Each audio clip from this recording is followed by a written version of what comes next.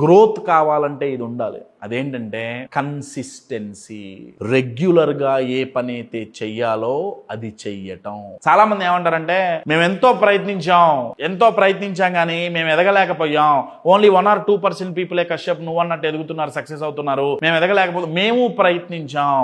వాళ్ళు రిజల్ట్ కనపడకపోతే వదిలేస్తారు, కన్సిస్టెన్సీ కోల్పోతారు. సక్సెస్ఫుల్ పీపుల్ ఏంటయ్యా అంటే వాళ్ళకి రిజల్ట్ కనపడేంత వరకు, వాళ్ళు అనుకున్న గోల్ రీచ్ అయ్యేంత వరకు తగ్గేదే లేదన్నట్టు వాళ్ళు ఆగరు. ఏ పని అయితే చెయ్యాలో కన్సిస్టెంట్ గా చేస్తూనే ఉంటారు. అలా చేయటం వల్లనే వాళ్ళకి రిజల్ట్స్ వస్తాయండి. మిగతా నార్మల్ పీపుల్ ఏంటంటే కొంచెం రిజల్ట్స్ రాకపోయినా, ఫెయిల్ అయినా, రిజల్ట్స్ అనుకున్నంతగా రాకపోయినా, ఏదో లైట్ గా వచ్చినాయి బట్ అనుకున్నంతగా రాలా, వాళ్ళు డిమోటివేట్ అయిపోయి చాలే ఇది అయ్యేది కాదు పోయేది కాదులే అని చెప్పేసి డిమోటివేట్ అయిపోయి వదిలేస్తారు. కానీ వీళ్ళు వదిలేరు.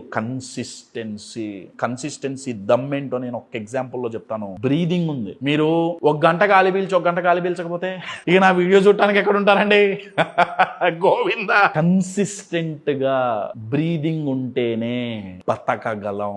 బ్రీదింగ్ ఫ్లక్చువేట్ అయితే చాలా ఇబ్బంది ఉంటుంది. మన ఎఫర్ట్స్ కన్సిస్టెంట్ గా ఉంటేనే మనం సాధించగలం, గెలవగలం, ఎదగగలం. సక్సెస్ఫుల్ పీపుల్ యొక్క ఓపెన్ సీక్రెట్ ఏంటయ్యా అంటే దే ఆర్ కన్సిస్టెంట్. రెగ్యులర్ గా చేయాల్సింది చేస్తారు.